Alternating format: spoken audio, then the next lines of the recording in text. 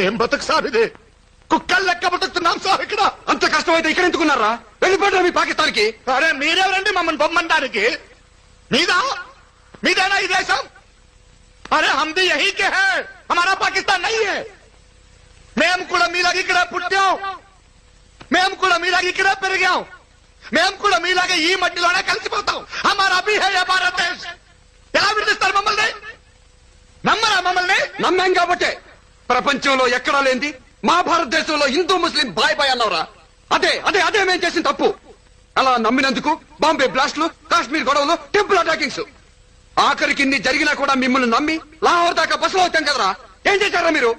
కార్గిల్ లో వెనుపడి పడిచారు, దొంగ డబ్బు తీశారు. యా అల్లా, తప్పుగా మాట్లాడుతున్నారు సాబ్. కార్గిల్ కు మాకు ఏం సార్ సంబంధం? అది ఎలా ఉందో ఎట్లుందో కూడా తెలియదు సాబ్. అక్కడ దొంగ దెబ్బ తీసింది పాకిస్తానీ బద్మాషులు సాబ్, కిరాయి సాలగాళ్ళు, మేం కాదు సాబ్. సాబ్, నమాజ్ చేసే ప్రతివాడు పాకిస్తానీ కాదు సాబ్. ఇస్లాం అంటే పాకిస్తానీ ఒకటే కాదు సాబ్. దునియాలో బోల్డ్ అంత దేశంలో ఇస్లాం ఉంది సాబ్, అందులో పాకిస్తాన్ ఒక చిన్న దేశం సాబ్. సాబ్, దేశానికి దేవునికి సంబంధం లేదు సాబ్. వాళ్ళు ముస్లిమ్స్ కావచ్చు, మేము ముస్లిమ్స్ కావచ్చు సాబ్, కానీ వాళ్ళు పాకిస్తానీలు సాబ్. మేము ఇండియన్స్, ఎప్పటి నుంచో ఇక్కడే ఉన్నాం సాబ్, ఇక్కడే ఉంటాం.